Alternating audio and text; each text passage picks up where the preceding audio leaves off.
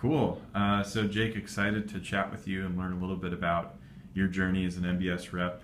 Let's kick things off here with just your name, which we know is Jake, which office you work in, and maybe a fun fact too. Cool. So my name is Jake Feldman. I work in our New York office. I've been on the team for a year and a half, spent a year over in the Ann Arbor office. So had a chance to work with a lot of people with a lot of different styles. Fun fact, my first college class, I pretended to be my professor, catch me if you can style, and did not go over well. It wasn't successful? Oh, that's great. Well, very ambitious of you. Well, let's kick things off. We're going to be sharing this with new reps training and hoping to give them a glimpse of things that they can do to get a quicker start and be more consistently successful as NBS reps. So I would love to hear, in your early quarters, why do you think you were able to ramp faster than some of your peers? So for me, it's about real-time feedback at all times, and it still is today. So I'd say 50% of my calls within my first quarter, I had someone live with me. There's a lot of value in recording calls and listening to them yourselves and sending them to managers, but I don't think there's any replacement for having reps, managers that you trust and look up to join your calls, and just taking a back seat, allowing you to really run the show, but then taking some time afterwards to ask them questions around how you did, what you could have done better, and how you could change. So I did a lot of that. I invited a senior rep to split a deal with me early on. That was a deal that otherwise may have been very lucrative for me and my quota early on. So short term, I had to maybe sacrifice some dollars, but what I learned throughout that process was super valuable. And if we're going to monetize that experience and talk about what did that do for my career, I gained so much more in the skills that I developed and the knowledge that I gleaned by splitting in a senior rep than what I gave up in half a deal. So that was definitely one thing.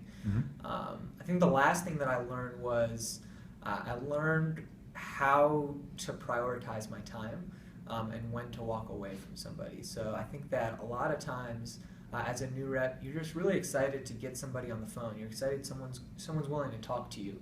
And you spend 30 minutes on a needs assessment and then another hour putting a pitch together and then another couple hours pitching them when really you had no business working with them in the first place. So as soon as you start to wonder, is this client really ever going to spend serious dollars with us? It's probably time to start asking them questions and try and unqualify them so that you can move on. So I actually play a game with all new reps that start. As soon as you think that they may not be worth working with, you have 10 minutes. And even if you figure out within 30 seconds they may not be the right client, you have 10 minutes, figure out if they're the right guy to be talking to or the right client to be working with, and if not, get off the phone in 10 minutes and move on.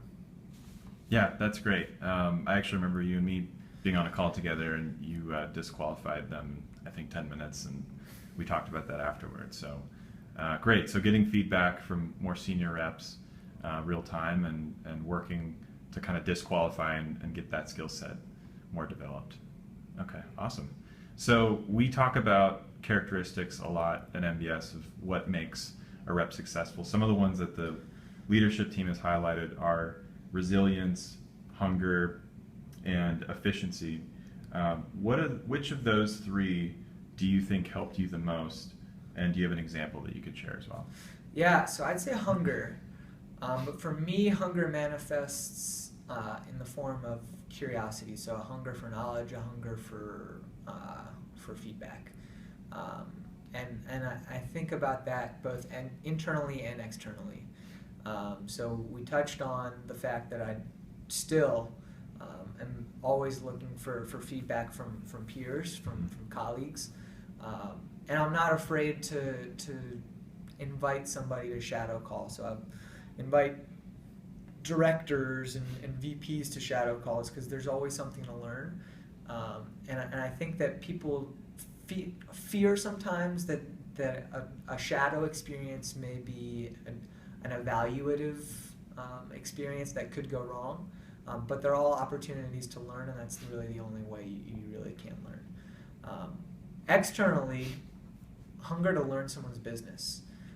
So I love learning about different business models, how a business has grown so quickly over the last couple of years, or else we probably wouldn't be talking to them. They wouldn't be on our radar. And bringing that hunger for really understanding someone's business beyond what kind of sales are they looking for from their digital marketing campaign, what kind of ROI they need. Learning a bit more and asking questions almost as a fan of their business. And being hungry that way can ultimately lead to a deeper understanding and give you some of the ammo that you really need in order to move forward and to convince someone that you have what it takes to help their business with a marketing plan. Okay, cool. So I think the interesting thing there is that we often talk about hunger like hungry to prospect leads. And you're almost, it sounds like in that first example, you're hungry to get a little uncomfortable at the benefit of your long-term success. So if I can get a higher level person maybe shadowing me, it might be in the short term a little awkward or uncomfortable, but you're hungry to learn, and that's kind of propelled you forward. So that's awesome. Great. So kind of thinking about that theme of maybe putting yourself in uncomfortable situations, we often talk about failing and failing fast on the path to success. So I'd be curious to hear, where do you think you've failed the most kind of in this journey as an NBS rep? I run a lot of little prospecting experiments for myself, and most are unsuccessful. So I'll pick a subvertical that feels very bizarre and give it a shot. So examples of subverticals that I've tried and have not worked. Overseas car shipping. Wasn't as successful as I thought it might be. Semiconductors. What else? Get rich quick stuff, which really, morally, I should have never gone down that path in the first place. I try to find a bundle of 10, 15 businesses that seem to be leaders within a space, and I give it a shot, and a lot of times it doesn't work. And the way that I try and approach that is a quick blast of outreach, followed by some follow-up and a few needs assessments. And if those needs assessments aren't going the way I'd like, I'm going to move on to the next subvertical. But what that's allowed me to do is it's allowed me to learn the language of a lot of different industries. Even those needs assessments that turn out to be unsuccessful and I end up scrapping a subvertical, now I know a little bit more about a B2B marketing. Or now I know a little bit more about the type of marketing that you need to appeal to a contractor versus a really high net worth individual. And you can take some of those learnings and bring them to the next client. So failing, yeah, they didn't turn into deals, but you learn how to speak a lot of different languages. And in terms of how some of those little mini experiments have actually returned actual deals, I did a little bit of work within the health insurance space last Q4, specifically within businesses that had been afforded federal and state funding to be created and to offer health insurance as a result of Obamacare.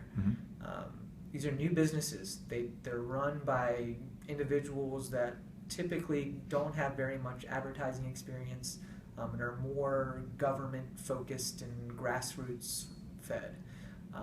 But it actually turned out to be great. So you take a lot of swings, and as long as you find a few gems along the way, you can be just fine. Great. Awesome. So I think it'd be interesting to hear you summarize. Let's say you're starting over. Tomorrow is your first day at NBS. Knowing everything that you know now, what are maybe the top 3 things that you would do right away? The top 3 things that I would do right away. I would have every manager in every office shadow one of my calls. They all have good insight. They all also appreciate being heard, and appreciate getting to know you. And it's great to have those relationships. So that's one thing. Invite every manager in NBS to shadow a call of yours. The second would be come up with 10 big ideas of subverticals that you want to attack and just go down the list. I think at the beginning I was just kind of all over the place. I saw a company, I was like, ooh, I'll call them. But very little method to my madness. So pick 10 big bets and go after them. And the third be?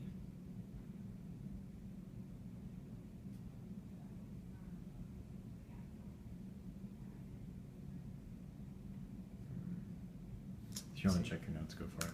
Yeah. We can do this one over. I can do some cool fade in, fade out editing. It'll look normal. Okay.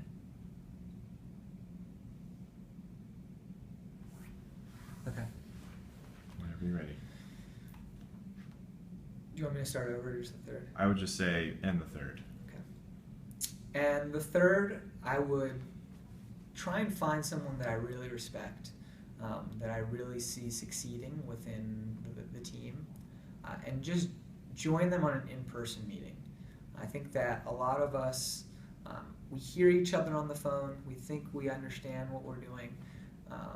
There's something about an in-person meeting that allows us to maybe have different types of conversations, allows us to relate to our clients a little bit more.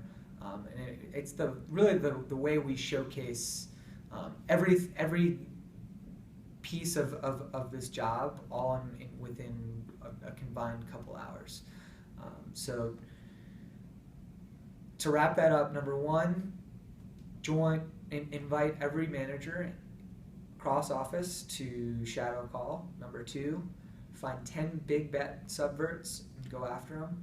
And number 3, join a vet on an in-person meeting. Awesome. This has been extremely helpful. Really, really appreciate your time, Jake. Thanks, Charles.